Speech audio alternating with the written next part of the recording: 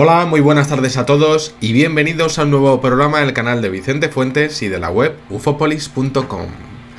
¿Y si Neil Armstrong no hubiese sido el primer hombre en pisar la Luna? ¿Y si el hombre ya hubiera llegado a nuestro satélite en la Edad Antigua? Bueno, son preguntas que desde luego son bastante sugerentes, pero es que si nos remontamos a los orígenes de la humanidad, en las civilizaciones mesopotámicas, por ejemplo, pues resulta que nos encontramos que en Babilonia, en la épica del libro de Etana, de 4700 años de antigüedad, pues resulta que nos encontramos cosas que son pues increíbles, descripciones de la Tierra desde diferentes altitudes. Y claro, esto pues desde luego estaría sugiriéndonos pues básicamente un razonamiento y pues básicamente que alguien con tecnología aeroespacial lo habría visto desde una altura absolutamente descomunal. ¿Cómo podría ser esto posible? Pues ahí aparece.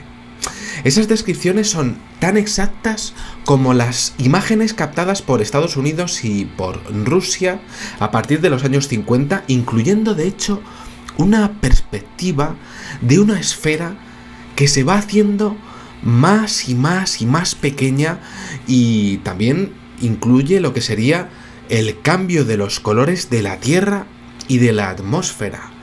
¿Cómo podría ser esto posible? Pues ahí aparece. Igualmente, en el famoso libro de Enoch se explica y se expone que los astros tendrían calor como el fuego y el frío, como el hielo y el fuego. Y todo esto pues para explicar cómo los planetas tienen diferentes áreas iluminadas o lo que sería en la sombra, algo que incide radicalmente en sus temperaturas. Y esto es muy interesante porque es exactamente lo mismo que ocurre en la Luna, por ejemplo. ¿Y cómo podrían saberlo si no han estado allí? Es desde luego un razonamiento pues bastante interesante, ¿no? Bien, luego si seguimos indagando en la historia, pues podemos observar que en la antigua ciudad asiria de Ur también aparecen algunos diseños que nos recuerdan a modernos cohetes metálicos como los utilizados en las misiones Gemini de la NASA. Y de hecho, si seguimos buceando en lo que sería en la historia, podemos estudiar referencias en la cultura india, concretamente en el libro bastante curioso de astronomía que se llama Surya Siddhanta, en donde filósofos y científicos orbitaban la Tierra debajo de la Luna y sobre ella. Pues básicamente lo que serían vuelos oscilantes sobre nuestro satélite. Y claro, es muy interesante porque es que también en este libro se expone que el diámetro de la Luna es de 12.617 kilómetros en su traducción, siendo los actuales estudios de la NASA pues de 12.675 kilómetros. Y claro, ¿cómo podían saberlo sin disponer de tecnología de propulsión a chorro como la utilizada por nuestros cohetes? En esta obra también se expone que la distancia a la Luna es de 407.198 kilómetros. Y claro, esto también es muy curioso porque a día de hoy se conoce que la distancia a la Luna media es de 384.480 kilómetros. Y claro, ¿cómo podían saber, cómo podían llegar a calcular sobre todo estas medidas prácticamente exactas sin el uso, por ejemplo, de tecnología láser? Pues lo conseguían hacer. Un auténtico misterio. Y claro, tenían relación estas referencias con esos antiguos emplazamientos gigantescos encontrados en la superficie lunar. Las preguntas, desde luego, son de lo más sugerentes, como decíamos anteriormente. En estos textos sánscritos, a ver si lo digo bien, sorprendentemente también se describen tanto las dimensiones como el interior de estructuras similares a los gigantescos satélites de telecomunicaciones que a día de hoy orbitan nuestro planeta. Aquí, en estos libros, en estos textos, también se habla de los Siddhas, hombres perfectos, y de los Vidayaras, hombres sabios que viajaban por el espacio y que dividían el tiempo en porciones de 3 centillonésimos, es decir, un 0 y una coma seguida de 600 ceros. Una cifra, pues, absolutamente descomunal.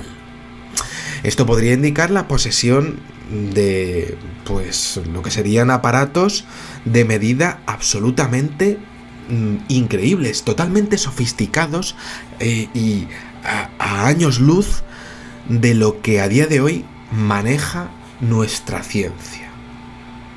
Sin salir de la India, encontramos referencias a los antiguos vimanas, creo que por todos conocidos, artilugios voladores que surcaban los cielos con partes que recuerdan a modernas turbinas que funcionan pasando un combustible basado en el mercurio de una cámara a otra, y en donde se habrían logrado, pues, movimientos perpetuos sin pérdidas por fricción. Esto es interesantísimo a nivel de física. Un ciclo de Carnot, pues, prácticamente perfecto e imposible de conseguir hoy en día por la ciencia. Pero es que esto no acaba aquí.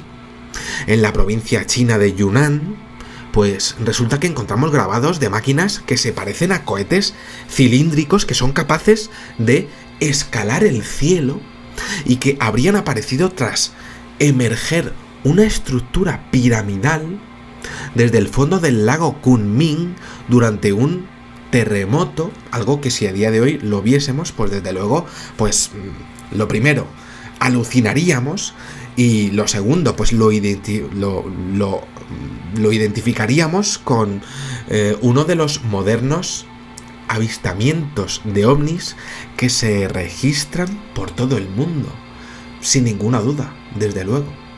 De igual modo, en el tercer siglo a.C., pues tenemos al científico y filósofo chino Chuang-Tzu, creo que lo he dicho perfectamente, Chuang-Tzu, en un tratado que se llama Viaje al Infinito, en donde relata un viaje en el espacio a una distancia impresionante de 52.000 kilómetros sobre la Tierra, es decir, un cuarto de la distancia que hay entre la Tierra y la Luna.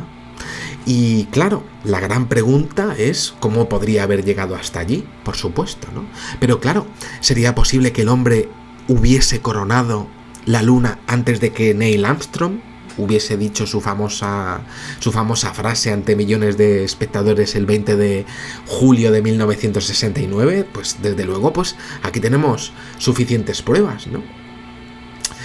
Y claro, la pregunta siguiente es, pues también es muy bonita, ¿no? Porque sería, ¿cuál habría sido en ese caso la verdadera primera frase del hombre en la Luna? Las descripciones impresionan en estas civilizaciones antiguas por su exactitud. Desolada, fría y de cristal. Así definía, por ejemplo, el ingeniero del emperador Yao en el año 2309 a.C. a la Luna tras haber estado allí en un pájaro celestial que funcionaba gracias a la fuerza de una corriente de luz luminosa, así con una doble palabra, luz luminosa, que desde luego bien podría parecer la salida de los gases de combustión de un cohete, y que a mí desde luego pues me recuerda muchísimo a lo que serían pues también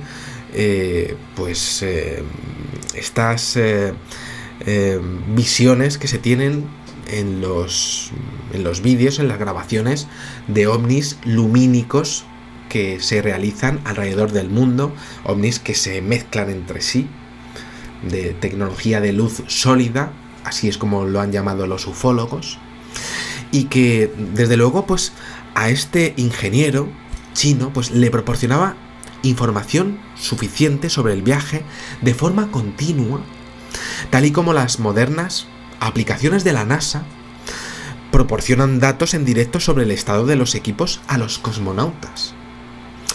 Tecnología olvidada, legajos y desde luego pues una historia completamente olvidada porque no encaja en los estamentos oficiales de la línea cronológica humana, pero que desde luego pues ahí está. En China también encontramos el relato de Hou Yi, en el que se decía que desde el espacio el propio Yi no podía percibir el movimiento de rotación del Sol ni tampoco el amanecer, algo que desde luego pues solo ocurriría si estuviese en órbita durante días en una posición en la que se mantuviera oculto de los rayos del Sol, observando la Tierra de noche desde el espacio. Y claro, significa esto que algunas civilizaciones antiguas eran capaces de moverse libremente por el espacio. ¿De dónde sacarían la idea de la rotación respecto al Sol? ¿Habrían heredado de alguna manera todas estas tecnologías? ¿De quién? En el mismo texto, pues, se describe también a la Luna como un horizonte congelado y frío, en donde se habría erigido lo que sería pues una construcción llamada el Palacio del Frío. Y al respecto de esto, pues por supuesto queda una última pregunta que es ya no sugerente, sino fascinante. Y ya, yo creo que ya no llega ya a fascinar, sino ya trasciende lo que es la sorpresa, ¿no? Sino que yo creo que ya llega a tocarnos la esencia misma de nuestra propia humanidad, que es, ¿hubo héroes en la antigüedad que desafiaron las mismas leyes de la física que hoy decimos dominar? ¿Y quiénes fueron esos héroes? ¿Y qué llegaron a hacer? ¿No nos gustaría saber qué hicieron? ¿Quiénes fueron los astronautas del pasado? ¿Qué llegaron a hacer? ¿Hasta dónde llegaron? Bueno, pues nada más, espero que os haya gustado muchísimo este videoprograma, que tampoco es muy largo, pero que creo que, bueno, pues el concepto pues creo que está bastante claro y bueno, pues a mí es un programa que me ha encantado hacer y haceros llegar. Y nada, pues os invito a suscribiros a mi canal y os espero en el siguiente programa. Nada, muchísimas gracias y como digo siempre, salud y suerte. Adiós.